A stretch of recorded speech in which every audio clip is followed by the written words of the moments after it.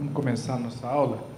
Eu vou pedir para o Zé 2 vezes, fazer uma oração. Hoje eu estou me sentindo importante. Santo e eterno Deus, nosso Pai, nós somos gratos por mais um dia de vida que nos concedes. Nós te agradecemos pelos momentos de culto que já tivemos, em louvor ao teu nome. E pedimos que tu estejas nos abençoando e abrindo as nossas mentes para que possamos apreender um pouco mais da tua palavra, para nos servir de estímulo, de impulso e de motivação para levarmos o Evangelho adiante. Guarda-nos durante os momentos que aqui estamos e abençoa o Paulo que está dirigindo a classe hoje. Em nome de Jesus, amém.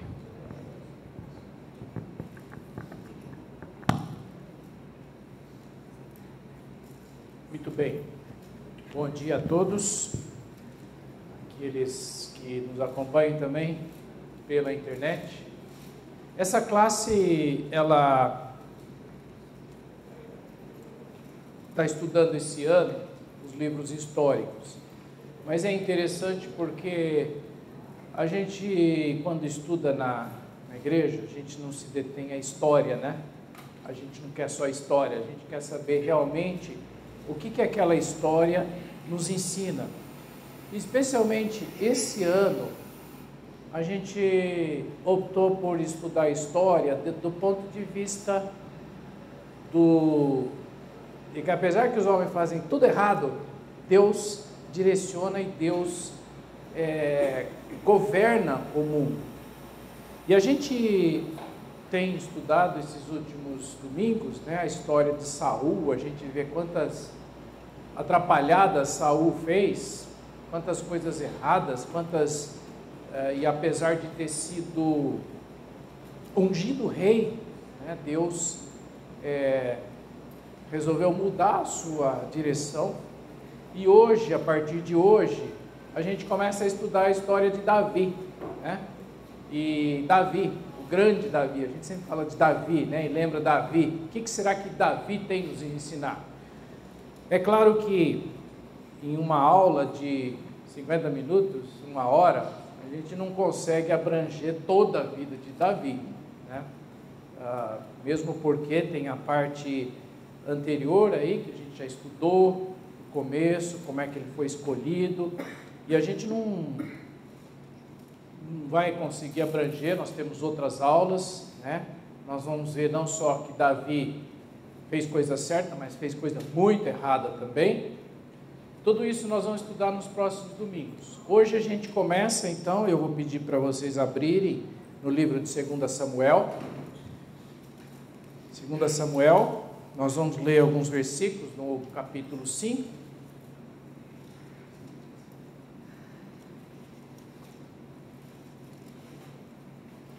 Eu vou ler na versão revista e atualizada, mas eu coloquei na tela, se vocês conseguirem enxergar, porque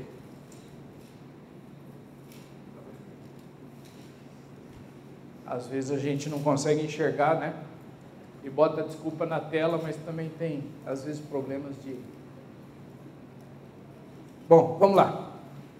Eu vou ler na revista e atualizada, na versão revista e atualizada. O título desse capítulo, desse trecho do livro de 2 Samuel é: Davi é ungido rei de todo Israel.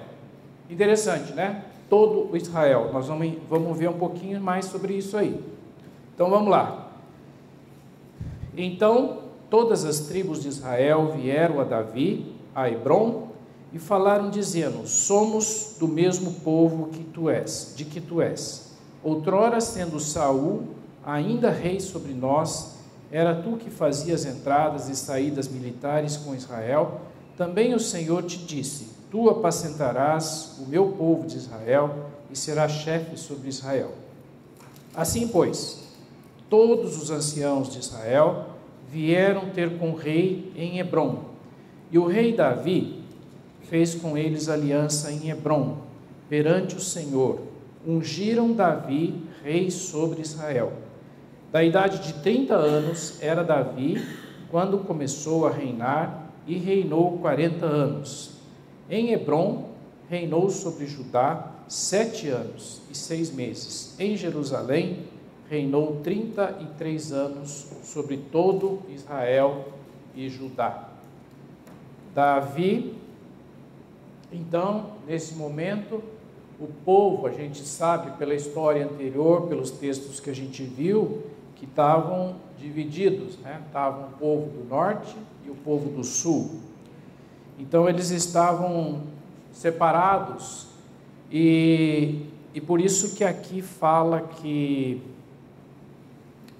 eles vieram para Davi em Hebrom e pediram que Davi fosse rei de todos eles, né? Davi já tinha tido histórico no reinado de Saul, já tinha comandado pessoas, exércitos, já tinha feito alguns acordos também. A gente leu a história, né, que ele, com os filisteus, ele teve alguns acordos aí estranhos, a gente fica pensando, mas foi uma estratégia de Davi para conseguir se preservar pela ira de Saul. Então, nesse momento, esse povo vai e pede a Davi que seja escolhido rei sobre todos eles. Bom, se fosse por falta de unção, Davi foi ungido 3 vezes, né? Então nós vamos ver algumas coisas. Por que Davi foi ungido 3 vezes? Como que Davi foi escolhido? Vocês lembram? Quem lembra da história de Davi? Como Davi foi escolhido?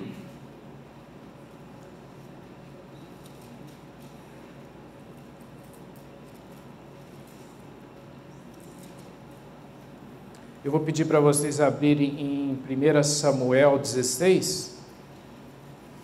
Vou relembrar um pouco essa história, porque tudo isso é o contexto da vida de Davi, do que vem adiante a seguir. Então é importante a gente voltar um pouco e ver algumas coisas que aconteceram, né? Então, relembrando o contexto aqui, Samuel, ele estava lá procurando, ele recebeu a orientação de Deus, de que ele devia buscar um rei, e daí Samuel saiu à procura pela orientação de Deus e chegou numa casa de uma pessoa chamada Jessé, que tinha vários filhos. E eu leio o versículo, a partir do versículo 4 do capítulo 16, eu vou ler alguns versículos, não vamos ler todos. Fez, pois, Samuel o que dissera o Senhor e veio a Belém. Saíram-lhe ao encontro os anciãos da cidade, tremendo, e perguntaram: é de paz a tua vinda? Respondeu ele: é de paz.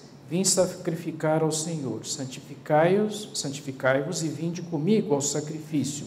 Santificou ele a Jessé e seus filhos, os convidou para o sacrifício. Então, existia aquela tensão, né, aquela preocupação por causa de Saul. Então, esse era o temor dessas pessoas quando chegou a Samuel. Seguindo aí, sucedeu que entrando eles, viu a Eliabe e disse consigo: certamente está perante o Senhor o seu ungido. Samuel chegando naquela família, foram vendo os filhos de Jessé e daquela cabeça dele: será que é esse o ungido do Senhor? A resposta de Deus: o Senhor disse a Samuel: não atentes para a sua aparência, nem para a sua altura, porque eu rejeitei, porque o Senhor não vê como vê o homem vê o exterior, porém o Senhor o coração. Aí está uma chave da escolha de Davi, o coração. Eu sei que acontece essa história, o seguinte: e Jessé passou os filhos e Samuel não escolheu, porque o Senhor não disse, até que ele insistiu tanto, né? Versículo 11, perguntou Samuel a Jessé: acabaram-se teus filhos? Ele respondeu: ainda falta o mais moço, que está apacentando as ovelhas. Disse, pois, Samuel a Jessé: manda chamá-lo, pois não nos assentaremos à mesa sem que ele venha. Então mandou chamá-lo e fê-lo entrar. Era ele ruivo, de belos olhos e boa aparência. Disse o Senhor: levanta-te e unge-o, pois este é ele. Tomou Samuel o chifre do azeite e ungiu no meio dos seus irmãos. Daquele dia em diante, o Espírito do Senhor se apossou de Davi. Então Samuel se levantou e foi para Ramá.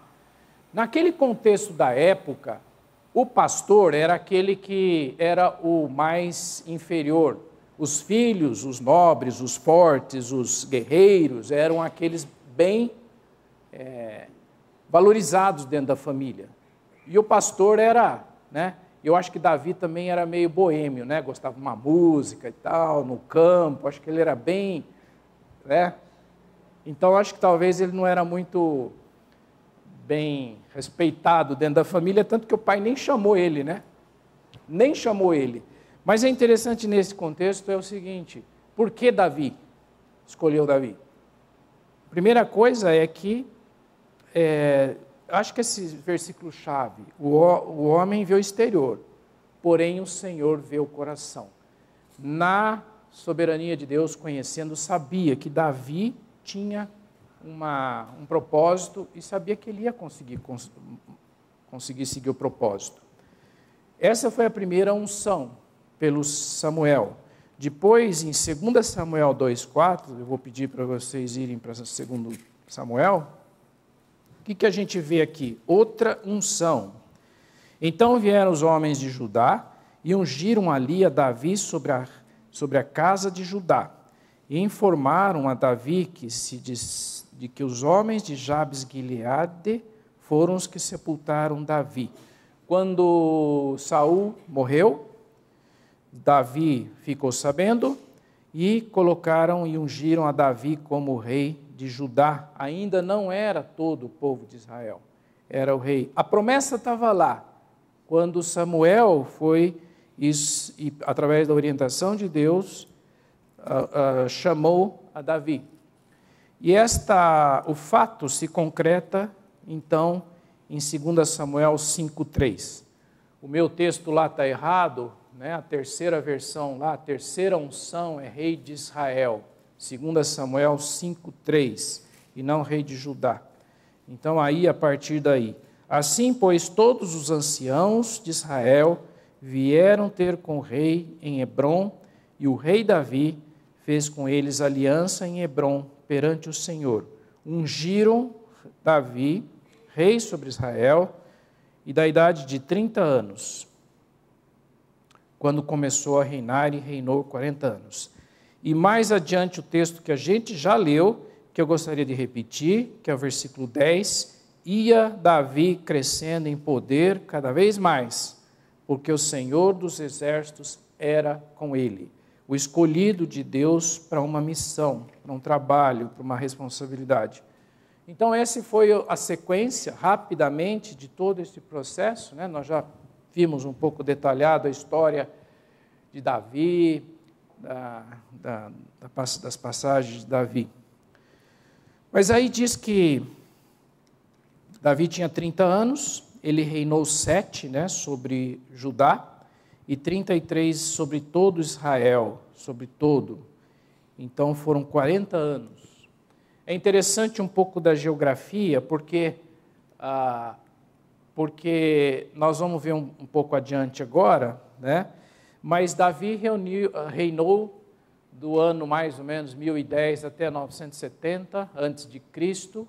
Ele tinha 30 anos e o Reino Unido, nós vamos ver a história do desgoverno humano, das atrapalhadas humanas. A gente vai ver depois, que depois de 930, ou seja, quando Salomão, no final do reinado de Salomão, o reino se dividiu, aí foi uma bagunça total, cada um, reis bons, reis ruins, no norte, no sul, aqueles que... É interessante quando a gente estuda isso, que a gente vê vários reis que o coração estava com Deus, e vários reis que estavam totalmente fora, fazendo culto a ídolos, e essa história, os próximos capítulos que nós não vamos entrar hoje. Mas é interessante a história porque A gente está vendo no noticiário, né, a briga, a tensão em Gaza, né? Esse pedacinho aqui, ó, embaixo aqui, que é a região de Gaza, que hoje a gente vê toda aquela tensão. Jerusalém está aqui, e o Mar Morto e o Mar da Galileia lá em cima, né, a história de Jesus, mas essa região aqui, de qualquer forma, essa é uma região de tensão constante sempre, né? E cada vez estoura uma tensão, agora recentemente mais ainda. É triste a gente ver toda essa história, que quantas pessoas inocentes estão morrendo nessa tensão que é essa região, especialmente o tema dos palestinos, né, que esse confronto. Mas o interessante da história é que isso não é novo, né? A gente vê aqui no texto bíblico, isso não é novo, isso é de longa data. Nós vamos ver o texto de hoje sobre a conquista de Jerusalém, também, né? Também tinham pessoas lá e que habitavam aquela terra. A própria conquista da terra foram várias guerras e batalhas. O próprio Davi liderou muitas dessas batalhas. Mas, enfim, eu acho que é importante a gente ver e entender Jerusalém aqui, né? Até então, Jerusalém não era a cidade sede, não era a cidade que concentrava todo o poder religioso, político, nem a questão assim da central da nação. Mas Davi tinha um propósito, e ele foi atrás de conquistar a cidade de Jerusalém. Jerusalém era uma cidade, ainda é uma cidade, é claro que hoje em dia, na época, ela era uma cidade menor, sem dúvida. Os historiadores acreditam que ela devia ter 2.500 a 2.500 habitantes, de um povo chamado Jebuseu. E esse povo Jebuseu, o fato de Jerusalém ser uma fortaleza, porque ela estava, vocês viram no mapa lá o Mar Morto, né? Ela estava a 1.145 metros acima do Mar Morto, ela estava numa colina, num platô, né? Então era uma cidade muito bem protegida e é considerada em muitos textos como uma fortaleza de fato, né? E essa cidade, se vocês abrirem Josué, já houveram 2 tentativas de conquistar Jerusalém e não conseguiram. Josué 15:63. Pelo próprio fato de ter essa posição vantajosa, né, na geografia, na questão geográfica, foi difícil. Então, lá em Josué, quando está falando sobre a conquista da terra, as regiões, a divisão, cada tribo, cada povo e uma região, fala também, no versículo 63 do capítulo 15, não puderam, porém, os filhos de Judá expulsar os jebuseus que habitavam em Jerusalém. Assim habitam os jebuseus com os filhos de Judá em Jerusalém até os dias de hoje. Mais adiante a gente vê em Juízes também outras tentativas, em Juízes capítulo 1, também outras tentativas, apesar de todo o poderio, aparentemente 2.500, 2.000 pessoas naquela região, naquela cidade, e não conseguiam conquistar, né, pela essa vantagem militar que tinha. Os filhos de Judá pelejaram contra Jerusalém e, tomando-a, passaram a fio de espada, pondo fogo à cidade. Aí você vai no versículo 21 desse capítulo. Porém, os filhos de Benjamim não expulsaram os jebuseus que habitavam em Jerusalém. Antes, os jebuseus habitavam com os filhos de Benjamim em Jerusalém até os dias de hoje. Então ficou aquela mistura, né? Um povo estranho misturado em Jerusalém. Então estava uma situação, e aí Davi se colocou ao propósito de conquistar Jerusalém. Então eu peço para vocês voltarem no capítulo 5 e vamos ver qual foi a estratégia de Davi nessa nessa conquista. 2 Samuel 5, eu vou ler alguns versículos a partir do versículo 6. A gente já leu, né? Vamos reler algumas coisas. E a posição dos jebuseus é o que está no versículo 6.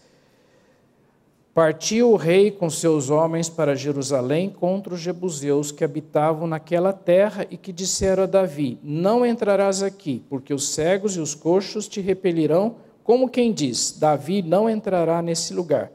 Porém, Davi tomou a fortaleza de Sião. Esta é a cidade de Davi. Davi, naquele dia, mandou dizer: todo o que está disposto a ferir os jebuseus, suba pelo canal subterrâneo e fira os cegos e os coxos a quem a alma de Davi aborrece. Por isso te diz: nem cego nem coxo entrará na casa. Assim habitou Davi na fortaleza e lhe chamou cidade de Davi. Foi edificando em redor desde Milo e para dentro. Ia Davi crescendo em poder, cada vez mais, porque o Senhor, Deus dos exércitos, era com ele. Existe uma ideia, uma teoria, existem algumas dúvidas em relação a esse texto, mas o mais aceito é que haviam canais, como Jerusalém era alto, existiam poços, né, que eles levavam até a água, uma fonte de água que passava pelo vale. Então, o povo tinha construído esses dutos, né, esses canais, e foi essa a estratégia que Davi recomendou, né? Ou seja, eles entraram por lá, por trás das muralhas, e o povo que habitava lá, os jebuseus, tinha desdenhado, né? Falar: nem coxos e cegos, você não vai conseguir, porque até os coxos e os cegos vão te guerrear e vão te expulsar, e não vai conseguir. E Davi acabou entrando e conquistando essa cidade. E assim foi, pelo túnel de água, pelos dutos, Davi conquistou. É interessante que, se a gente lembra a história do povo de Israel, a história das ordens de Deus, quando Deus falou, antes de entrar na terra, Deus falava: olha, vocês vão entrar na terra, mas vocês não absorvam os hábitos, os costumes daqueles povos. Teve muitas situações assim. O povo de Israel, eles entravam numa região, muitos desses povos acabavam aderindo, mas em outras situações o povo que entrava acabava aderindo dos outros. Muitos casos, muitas situações, Deus deu a ordem: olha, não quero que fique ninguém naquela região, não quero que vocês tragam nada daquela região, para que vocês não possam assumir certos hábitos, certos cultos daquele povo. E assim Deus fez várias vezes. Outras vezes Deus preservou aquele povo. E aparentemente Jerusalém teve uma situação assim, né? Com a tribo de Benjamim que entrou, mas não dividiu, ficaram os jebuseus, não sei se os jebuseus se fortaleceram, enfim, ficou aquela mistura até que Davi conquistou Jerusalém. E é interessante na história, né? Futura, nós estamos vendo história agora, nós vamos ver depois outro aspecto, mas é interessante a história, porque Jerusalém passou a ser o centro, até hoje, né, do povo.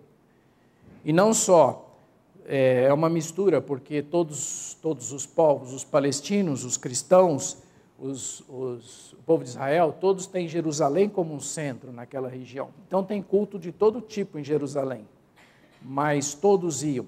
Na época da história, no período de Jesus, a gente vê a história que quando Jesus vai com seus pais, todo ano eles iam a Jerusalém para cultuar, todo ano. Jerusalém passou a ser o centro desse povo a partir de então, como uma situação geográfica, era numa região interessante para comandar o país, a nação, e era uma região também interessante como uma região de peregrinação. Os textos bíblicos falam: vou subir a Jerusalém, várias vezes, né? Por causa dessa história, vamos a Jerusalém. Jerusalém foi o ponto também de construção do templo, né? Até então, a gente vai ver o próximo assunto aqui, que é a arca, né? Até então, Deus não tinha uma casa, não tinha um lugar, eles estavam uma tenda, né? Uma barraca, né? Como a gente conhece hoje, uma barraca, andando por vários lugares. E 3 templos foram construídos, né? Foi construído um, destruído, reconstruído, até que o ano 70 destruíram tudo, foi todo destruído. A gente vai estudar essa história depois. Mas o ponto agora importante, eu queria que vocês abrissem agora no livro de Êxodo,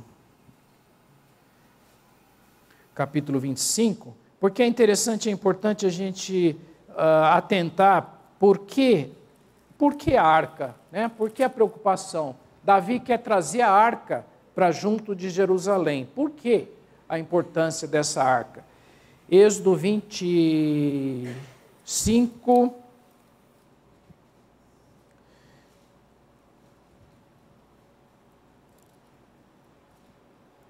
eu vou pedir para alguém ler. O microfone está com o Zé? Passa para a Miriam, quem? Eu vou ler 2 versículos aqui, Miriam, por favor. Lê o versículo para nós, o 10 e depois o versículo 16, nesse trecho. Uhum. Também farão uma arca de madeira de acácia. De 2 côvados e meio será o seu comprimento, de 1 côvado e meio a largura e de 1 côvado e meio a altura. 25, né? 16 agora. 16. E porás na arca o testemunho que eu te darei. O que tinha então que colocar na arca? O testemunho. O que é o testemunho? Né? O que era o testemunho que tinha que colocar nessa arca? Eram aquelas pedras da lei, a lei que Deus tinha dado ao seu povo. Então, dentro disso, o que representava a arca dentro dessa história toda? Representava a palavra de Deus, a direção de Deus para o povo. Se vocês folhearem e irem mais um pouquinho adiante no livro de Êxodo, tinha uma outra coisa muito importante de toda essa história do tabernáculo, da tenda, dessa barraca, com todos os apetrechos, com todas as coisas que Deus tinha ordenado. E tinha uma outra coisa muito importante. Êxodo capítulo 40. Eu vou pedir para alguém ler Êxodo 40, do 34 ao 38.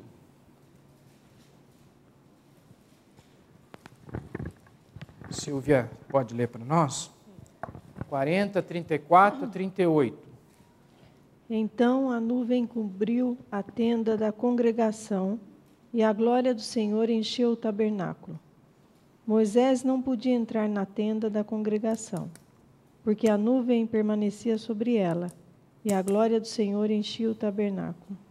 Quando a nuvem se levantava de sobre o tabernáculo, os filhos de Israel caminhavam avante, em todas as suas jornadas.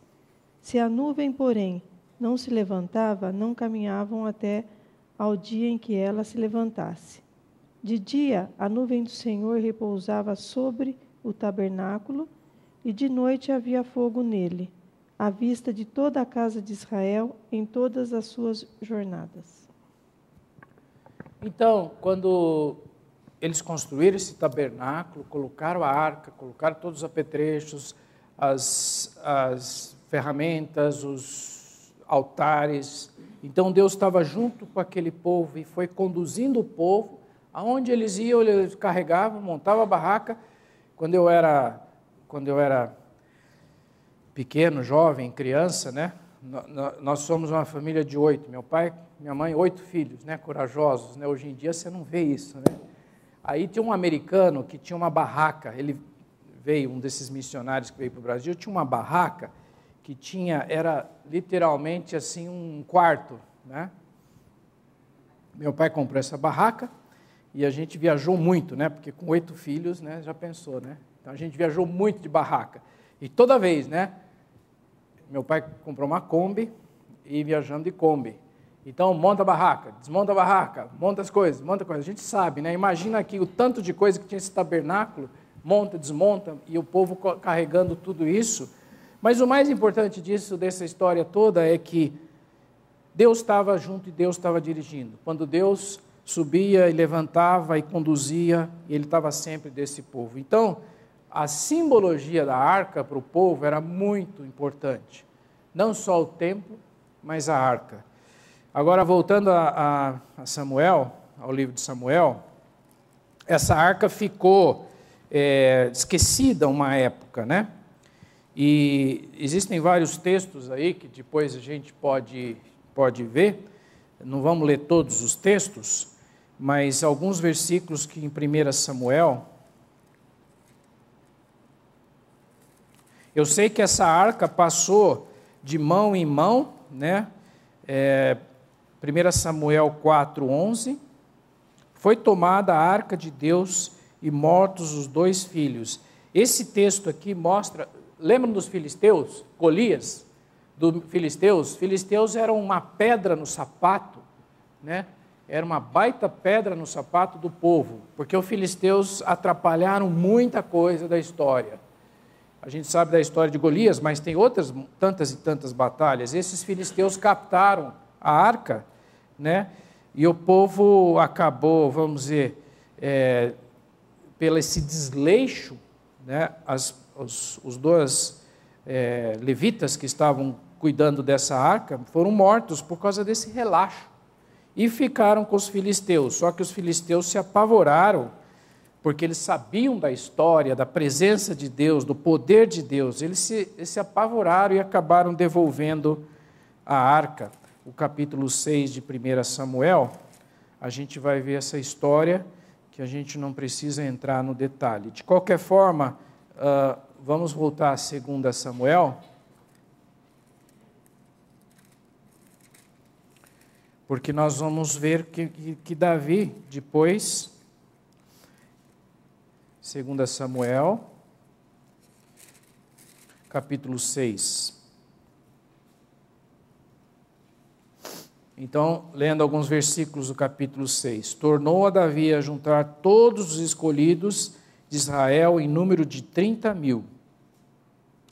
Dispôs-se com todo o povo que tinha conseguido, partiu a Balá de Judá para levarem de lá para cima a arca de Deus, sobre o qual se invoca o nome do Senhor dos Exércitos, que se assenta acima dos querubins. Puseram a arca de Deus num carro novo e levaram da casa de Abinadab, que estava no outeiro, e Uzá e Aiô, filhos de Abinadab, guiavam o carro novo. Levaram-no com a arca de Deus da casa de Abinadab, que estava no outeiro. Aiô ia adiante da arca. Davi e toda a casa de Israel alegravam-se perante o Senhor, com toda sorte de instrumentos, de pau, de faia, com harpas, com saltérios, com tamboris, com pandeiros, com símbolos.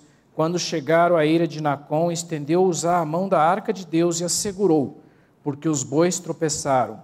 Então a ira do Senhor se acendeu contra Uzá. Deus o feriu ali por esta irreverência, e morreu ali junto à arca de Deus. Desgostou-se Davi, porque o Senhor irrompera contra Uzá, e chamou aquele lugar de Pérez Uzá, até o dia de hoje. Temeu a Davi ao Senhor naquele dia e disse: como virá a minha arca do Senhor? Não quis Davi retirar para junto de si a arca do Senhor para a cidade de Davi, mas a fez levar à casa de Obed-edom, o geteu. Ficou a arca do Senhor em casa de Obed-edom, o geteu, 3 meses, e o Senhor abençoou a toda a casa. Então avisaram a Davi, dizendo: o Senhor abençoou a casa de Obed-edom e tudo quanto tem por amor da arca de Deus. Foi, pois, Davi, e com alegria fez subir a arca de Deus da casa de Obed-edom à cidade de Davi. Então, essa arca, eles foram buscar a arca que estava na casa desse, depois que os filisteus devolveram, estava nessa casa desse Abinadab, talvez um levita, não sabemos exatamente, mas de qualquer forma ficou por um tempo nessa casa, e acredita-se que por sei lá, 20 anos, talvez, ficou lá, não sabemos. De qualquer forma, Davi foi buscar, e no trajeto, esse Uzá, aparentemente os bois tropeçaram, e ele foi segurar, e isso, do ponto de vista da lei, da regra, do que Deus tinha falado, não podia. A arca era um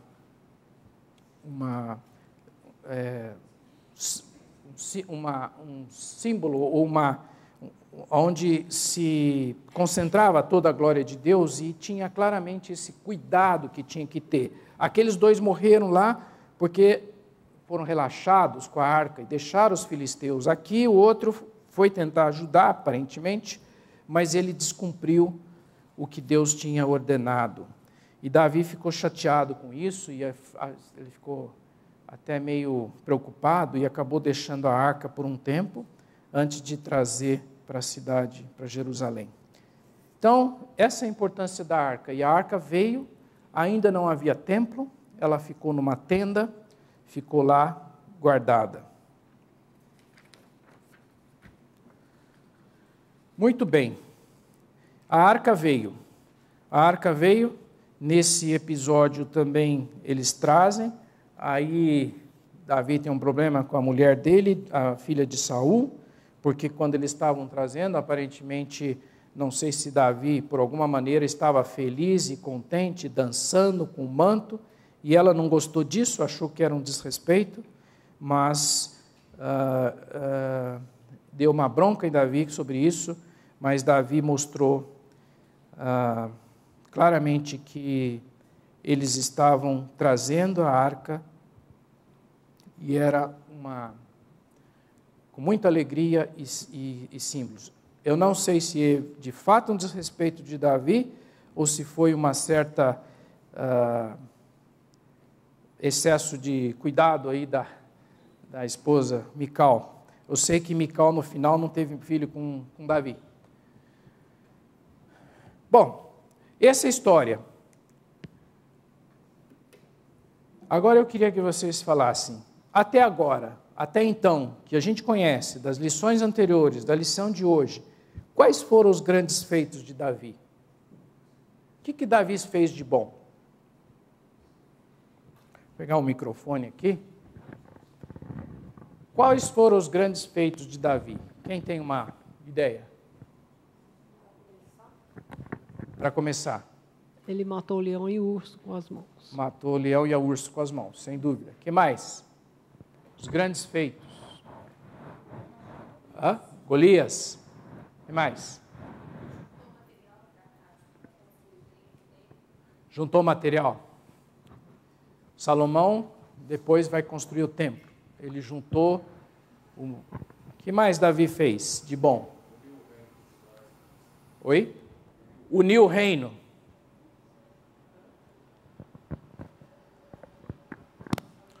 Alguma coisa mais? Alguma outra ideia que vocês lembram? Acalmava o rei Saul com a harpa, né? Além de acalmar o rei Saul, o que mais ele fez? Não matou, né? Várias vezes teve a oportunidade e não matou a Saul. Não matou a Saul.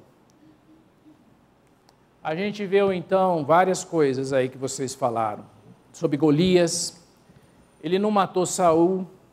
As vitórias, quantas vitórias, né? Como estrategista, como uma pessoa que teve, vamos dizer, a orientação, a cabeça, a mente para planejar as coisas, para vencer vários dos povos. Ele venceu os filisteus, é um texto que está aí, né?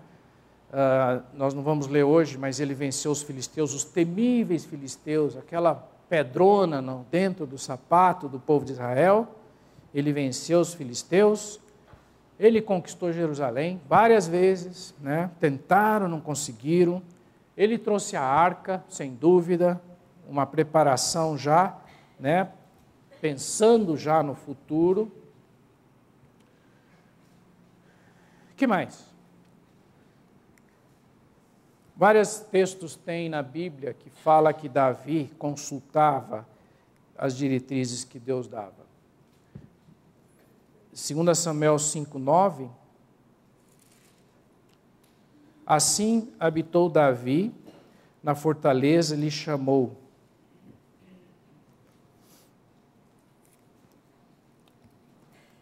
E Davi ia crescendo em poder cada vez mais, porque o Senhor dos Deus dos exércitos era com ele. Tem um texto aqui na guerra contra os filisteus, capítulo 5, versículo 19, 5:19. Davi consultou ao Senhor: subirei contra os filisteus, entregar-mos-ás nas mãos? Respondeu-lhe o Senhor: sobe, porque certamente entregarei os filisteus nas tuas mãos. Então, esse é um texto, vai vários outros textos que Davi busca a orientação de Deus. Aí, continuando em 2 Samuel, nós vamos voltar nesse tema dos grandes feitos.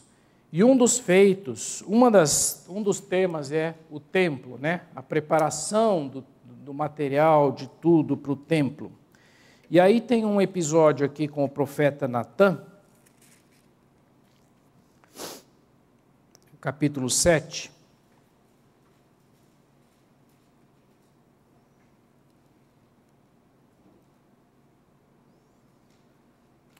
Capítulo 7. Sucedeu que, habitando o rei Davi em sua própria casa, tendo-lhe o Senhor dado descanso de todos os seus inimigos, disse o rei ao profeta Davi: olha, eu moro em casa de cedros, e a arca de Deus se acha numa tenda. Disse Natã ao rei: vai, faze tudo quanto está no teu coração, porque o Senhor é contigo. Porém, naquela mesma noite veio a palavra do Senhor a Natã, dizendo... Então Davi ficou preocupado. Olha, eu estou numa bela casa, num belo palácio, muito bem construído, e a arca continua numa tenda. O que eu devo fazer? Aí o Natã tem a palavra de Deus, a partir do versículo 5, Deus falando a Natã: assim diz o Senhor, edificar-me-ás tua casa para a minha habitação, porque em casa nenhuma habitei desde o dia em que fiz subir os filhos de Israel, do Egito até o dia de hoje, mas tenho andado em tenda, em tabernáculo. Em todo lugar que andei com todos os filhos de Israel, falei acaso alguma palavra com qualquer das suas tribos, a quem mandei apacentar o meu povo de Israel, dizendo: por que não me edificas casas de cedro? Agora, pois, dirás assim ao meu servo Davi: assim diz o Senhor dos Exércitos, tomei-te da malhada, de trás das ovelhas, para que fosse príncipe sobre o meu povo, sobre Israel. Eu fui contigo, por onde quer que andaste. Eliminei os teus inimigos diante de ti, e fiz grande o teu nome, como só os grandes têm na terra. Preparei lugar para o meu povo, para Israel, e o plantarei, para que habite no seu lugar e não mais seja perturbado. E jamais os filhos da perversidade o aflijam. Desde o dia que te mandei houvesse juízes sobre o meu povo de Israel. Dar-te-ei, porém, descanso a todos os teus inimigos. Também o Senhor te faz saber que Ele, o Senhor, te fará casa. A gente talvez não capta muito desse texto pela tradução, tá? Mas Deus está falando assim, olha, eu não habito em casa feita por homens, eu não preciso disso, eu habito, eu estou em todo lugar, é Deus onipresente. E Deus e o profeta aqui transmite a palavra de Deus numa jogada, né? Numa jogada, porque aquela palavra que está lá no versículo 11, casa, o Senhor te fez saber que Ele, o Senhor, te fará casa. Esse termo casa aqui, os estudiosos que escrevem os comentários, que estudam os originais, ele está se falando não a uma casa física, mas a uma família, uma herança, uma dinastia. Então, Deus chamou, vejam que tem uma referência aqui, que tirou ele lá do pasto, né? Colocou uma promessa que ele iria comandar esse povo de Israel, que dele iria fazer uma família, uma dinastia. E a gente sabe, depois da história, de toda a linhagem, que Deus preparou essa família, preparou esse povo para trazer o seu Messias para a redenção do povo.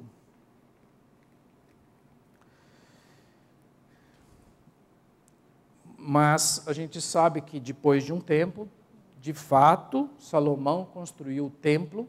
Esse templo foi construído, depois foi destruído, depois tem a história da reconstrução de Neemias, Esdras, depois nós temos outra destruição e finalmente, na época de Jesus, um pouco antes, se construiu um outro templo que foi totalmente destruído no ano 70, e ainda sobram alguns pedaços lá em Jerusalém, mas de fato o templo foi construído. Mas o que é importante de toda essa história?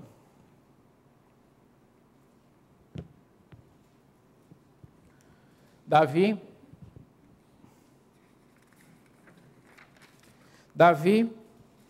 nesse momento, também faz uma oração. Eu vou pedir para alguém ler para nós, nos versículos seguintes.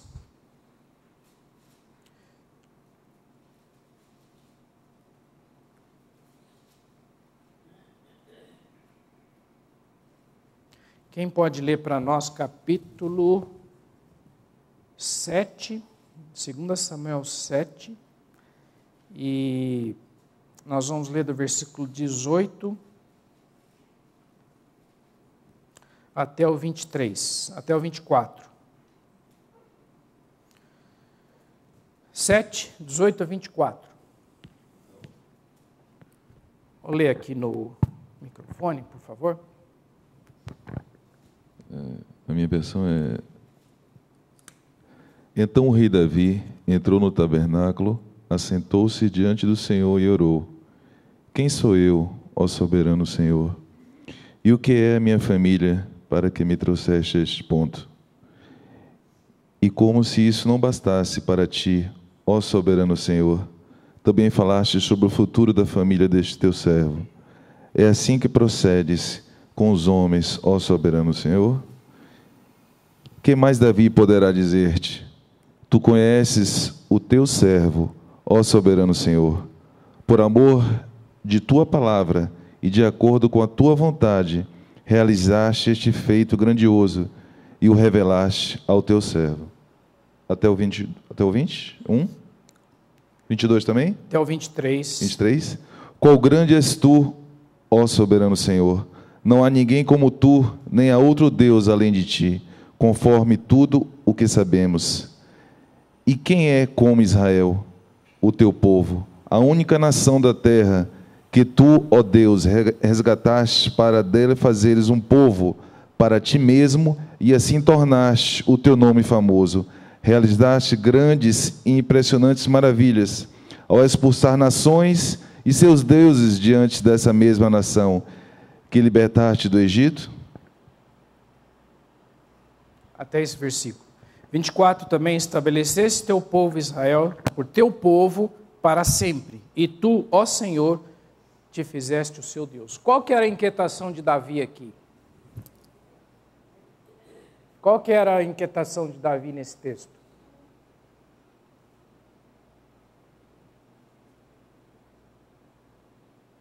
Quem tem uma ideia? Ninguém tem uma ideia? O que Davi está perguntando, questionando a Deus? Hã? Não só isso, o que mais? O que ele fala sobre ele, sobre o povo de Israel?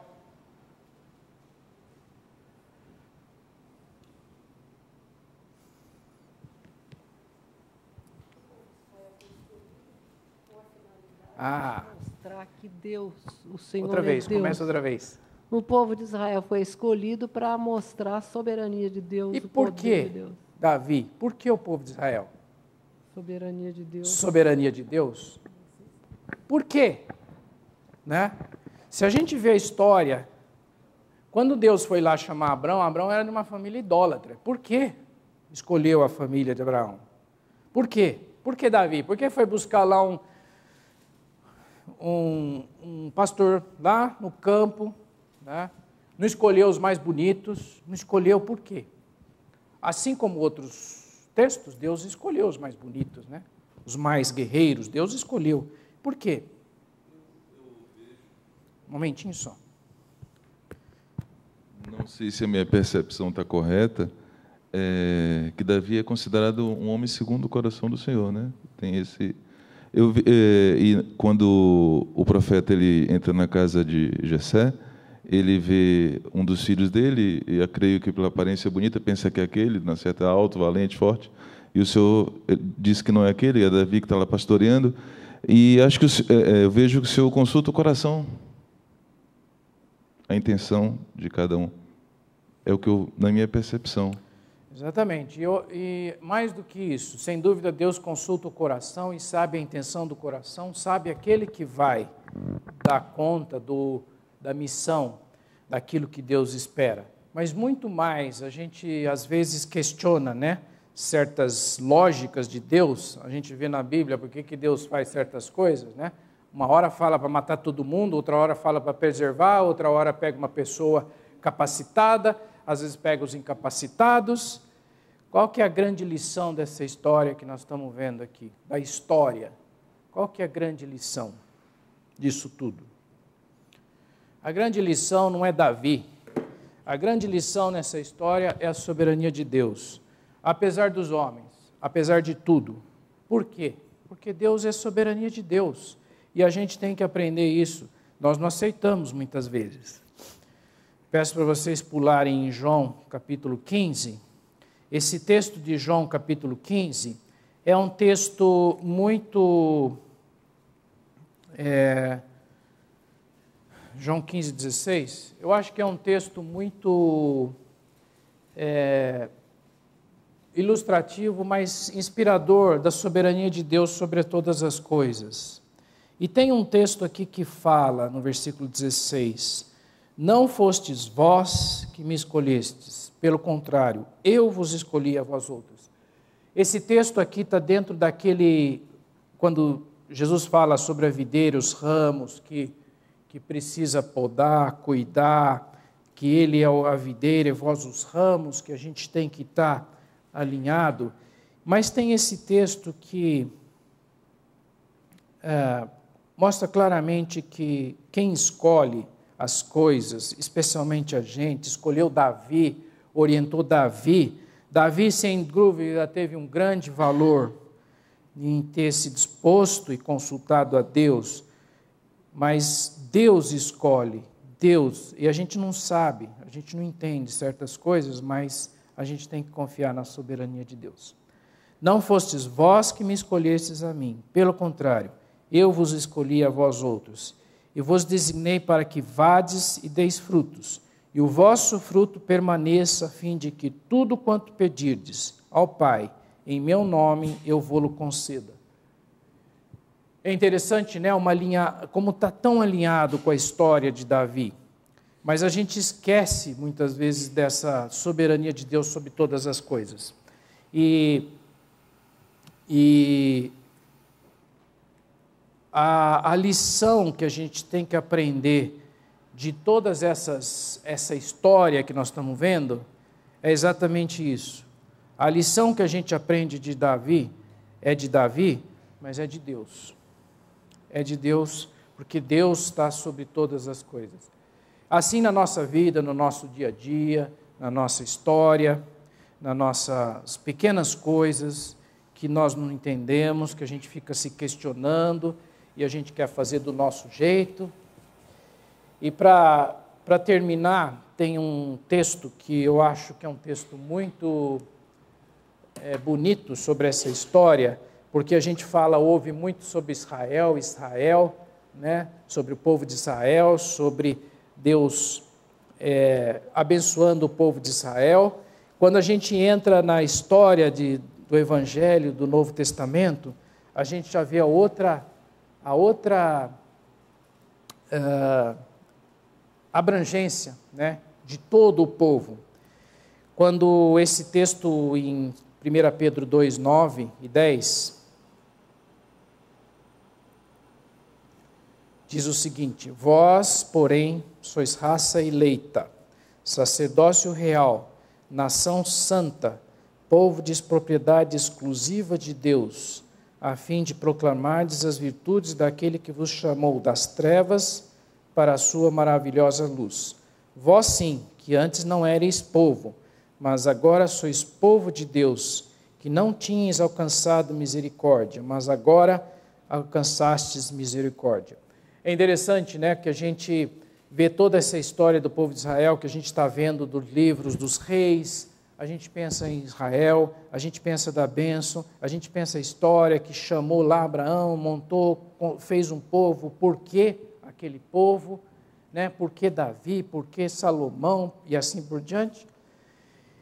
E a gente fica pensando, mas depois quando a gente entra no Novo Testamento e que a gente vê a palavra do Messias, que foi através deste povo, né, que Deus trouxe essa amplidão, e a gente vê esse texto que agora a gente não era nada e hoje nós somos parte desse povo, um povo que não é o povo de Israel, mas é o povo de Deus.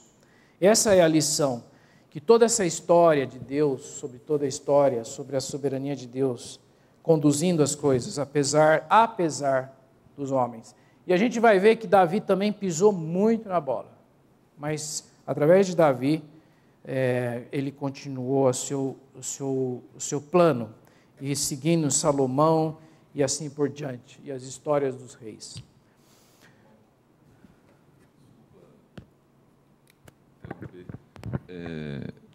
Isso me faz refletir essa semana que passou no trabalho. Um colega, eu trabalho no Banco do Brasil, sou caixa, e um rapaz novo veio substituir outro, aí conversando sobre Deus, ele não conhece o Senhor, e em relação à soberania do Senhor, ele questionava muitas coisas. Por que acontece isso? Ele até refletiu, por que o Senhor permite? O Senhor não, ele falava, por que Deus permite isso? Ele não entendia, é claro, isso só vem através do Espírito Santo do Senhor nas nossas vidas, a soberania do Senhor. Aquilo acontece porque é a vontade do Senhor sobre o que está acontecendo. E custava para ele entender, né? Porque os olhos ainda têm as escamas, a soberania do Senhor. Aí eu estou encaixando isso com essa aula de hoje, né? E um texto que eu acho interessante em Jeremias, ele fala assim: ó comunidade de Israel, será que eu não posso agir como vocês como faz o oleiro? Pergunta o Senhor, como barro nas mãos do oleiro, assim são vocês nas minhas mãos. Quer dizer, isso mostra a soberania do Senhor em tudo. Muitas vezes, até nós mesmos que conhecemos o Senhor, desculpa, não quero me prolongar, não entendemos, mas a soberania do Senhor sobre nossas vidas, independente dos fatos que acontecem, o Senhor é soberano sobre tudo. Das circunstâncias, independente. A gente não entende, a gente questiona, mas e por isso que é bom, às vezes, a gente voltar na história e pegar aquela mensagem da história e o contexto, porque Deus tinha um propósito, Deus cumpriu o seu propósito, apesar dos homens muitas vezes questionarem. É interessante que essa história, a gente vê várias vezes isso na Bíblia, né? Por que eu, né? Moisés, por que eu, né? E assim por diante. Por que eu? Dá licença. E a gente tem esse questionamento. Sugerir aqui um último texto. Paulo fala lá em 1 Coríntios, capítulo 1, a vocação dos santos. Irmãos, reparai, pois, na vossa vocação, visto que não foram chamados muitos sábios segundo a carne, nem muitos poderosos, nem muitos de nobre nascimento. Pelo contrário, Deus escolheu as coisas loucas do mundo para envergonhar os sábios, e escolheu as coisas fracas do mundo para envergonhar as fortes. E Deus escolheu as coisas humildes do mundo e as desprezadas, e aquelas que não são, para reduzir a nada as que são, a fim de que ninguém se vanglorie na presença de Deus. Muito bem. A lógica de Deus é uma lógica que não é a nossa lógica. E Deus sabe o que faz e Deus tem sobre controle de todas as coisas. Assim como o exemplo de Davi, né? O pastorzinho lá e aparentemente desprezado, né, pela família, mas Deus escolheu e fez tinha um ministério, um plano para toda essa história. Um momentinho só. A gente tem que ter um microfone por causa do pessoal que acompanha. Que tudo que a gente leu, Deus fez assim com a finalidade de. Fiz com a finalidade. Então tem uma finalidade sempre para um feito dele, para que o nome dele seja exaltado sempre. Sempre. E é interessante que esse texto que o Sr. Wilson leu, também Deus faz certas coisas para baixar nosso facho, né? Para a gente não se vangloriar. Ele opera para a gente não se vangloriar nas coisas. Bom, terminando a aula então, vamos terminar com uma oração. Vamos orar então. Senhor nosso Pai, nós te louvamos pelo teu poder e soberania sobre todas as nossas vidas, sobre o teu cuidado e proteção. Te pedimos perdão porque muitas vezes não confiamos, não entendemos, questionamos, mas, Senhor, através do teu Espírito, opera na nossa vida, para que a gente possa compreender, que a gente possa aceitar os fatos que muitas vezes não se encaixam na nossa lógica, mas sabemos que está na tua lógica. Nós pedimos e nós oramos essas coisas, em nome do teu Filho Jesus Cristo, que nos resgatou, que nos fez parte do seu povo, pelo amor que nos une, pelo amor de Deus. Nós oramos em nome de Jesus. Amém.